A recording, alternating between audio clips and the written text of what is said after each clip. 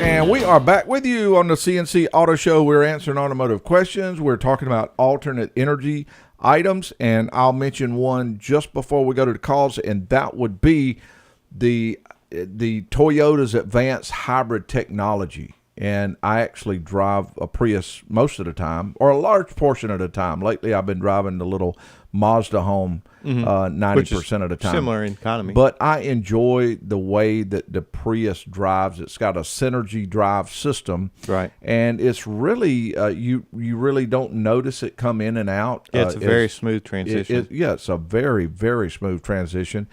We get great gas mileage with this. It has regenerative braking, and it's just an overall been a good vehicle for us to drive, especially with the amount of mileage it gets. And really, the hybrid system is sort of the best of both worlds, especially if you have like a Synergy drive, because as you're initially taking off, you can go very slow and just run off electric power if you wanted to.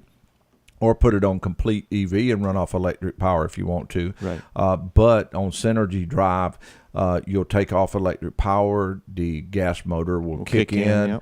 Yep. And so you have a combination of good gas mileage and a very good range that you would have, because you'd be running partly gas also.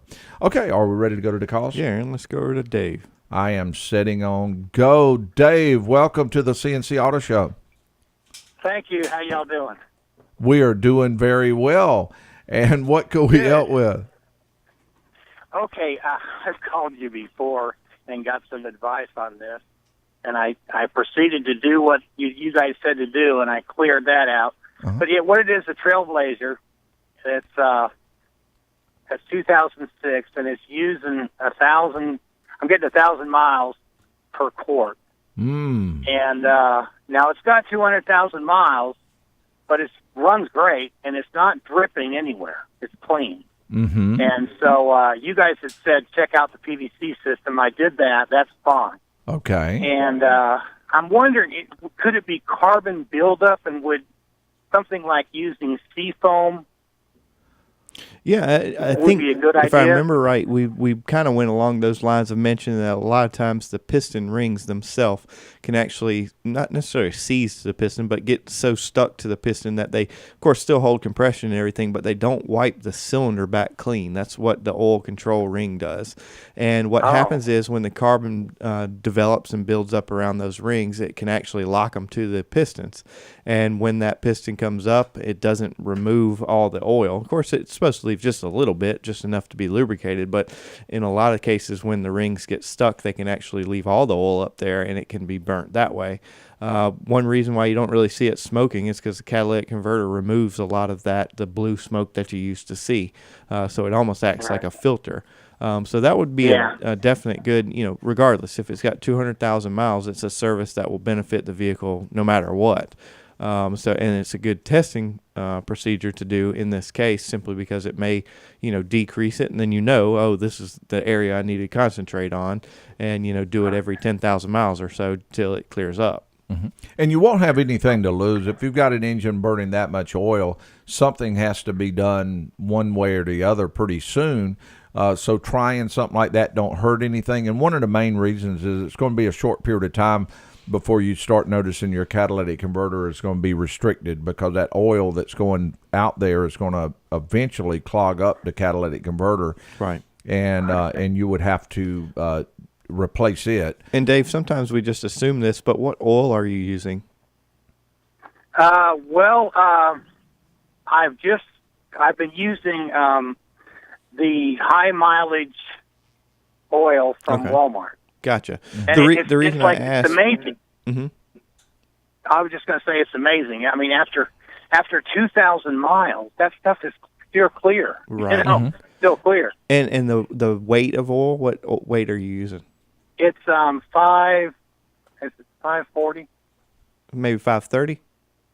530. I'm sorry. Yeah. All I was going to say is just in your next oil change, you may decide just to try a different brand.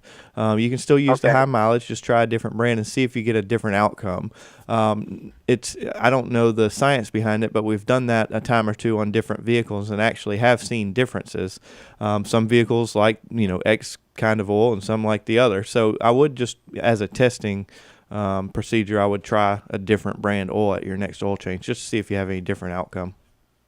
I did try that. I mean, Okay, I good. had it changed. I had it changed at a couple different shops, and Right. I got the same result. Same result. Okay. I would say if the carbon part does not do what you need it to do, you probably would be looking at major engine work to repair this, because what you don't want to go in and do any minor thing and spend even $200, $300, $400 trying to do something. Yeah, if you do and 5 then minor things. Yeah, and then the next thing you know, what I see happen sometimes, people get deeper and deeper. They say, well, now I have to fix it because I done spent $2,000 trying to make it work. Yeah.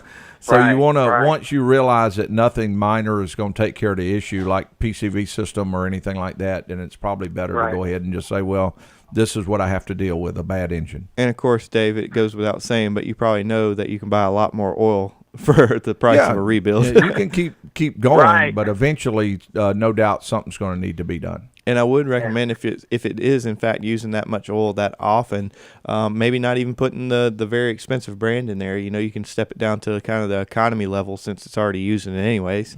Be a little bit cheaper Right. on you. Yeah. Gotcha. Do all of the shops do the seafoam? Most shops don't necessarily do the seafoam treatment. Most shops have the equipment to do it in a more, I guess, technical way. Like, for instance, we use BG products. So we have a BG chemical that goes in there and chemically removes all that. It actually fogs it in front of the throttle body. It uses a little holding fixture and a cylinder that sprays it in there. Injector. Yeah, an injector. Okay. And it's a really, really neat service. Again, typically it's used to remove carbon, obviously, so it's normally done with tune-ups and stuff like that, but it's not uncommon to do it for a consumption problem. Now Seafoam is a good product, used it many years, and it does do what it says. It's just we prefer doing the BG method just because of how it's introduced into the engine. Great. Okay. So I can come to one of your shops and get that done. Absolutely. Okay, great. Well, thanks a lot, guys. All right. Thank you, Dave. And it is time for a break. And did you know that there was a wonder why they don't put nuclear engines or nuclear reactors in cars? I think it's pretty cheap. Yeah. Well, we'll give our opinion why they don't as soon as we return. Plus, we'll be going to Ben and Tony as soon as we return with the CNC Auto Show.